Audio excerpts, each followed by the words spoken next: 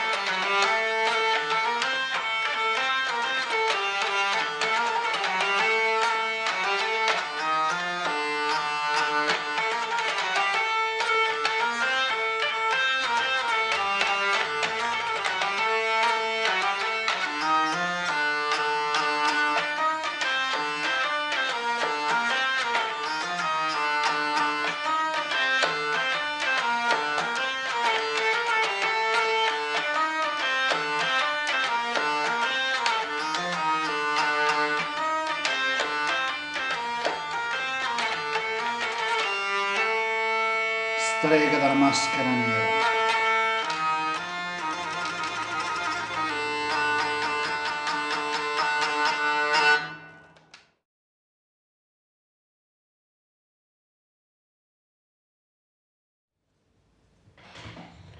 L'arma del male era la paura.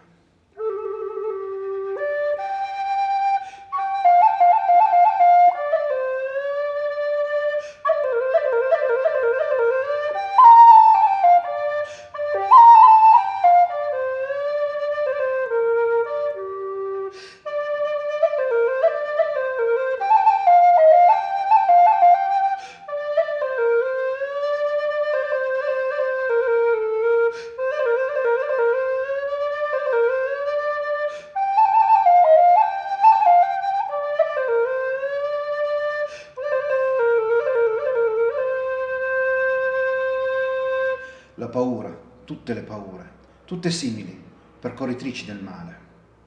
I popoli l'hanno mantenuta nel fondo della memoria, questa immagine, in cui, nel fondo delle tenebre della notte, la pallida luce della prima alba stacca sulla cresta della collina, l'ombra magra e dritta, ombra unica e sottile della bestia e del cavaliere, la lancia alzata verso il cielo.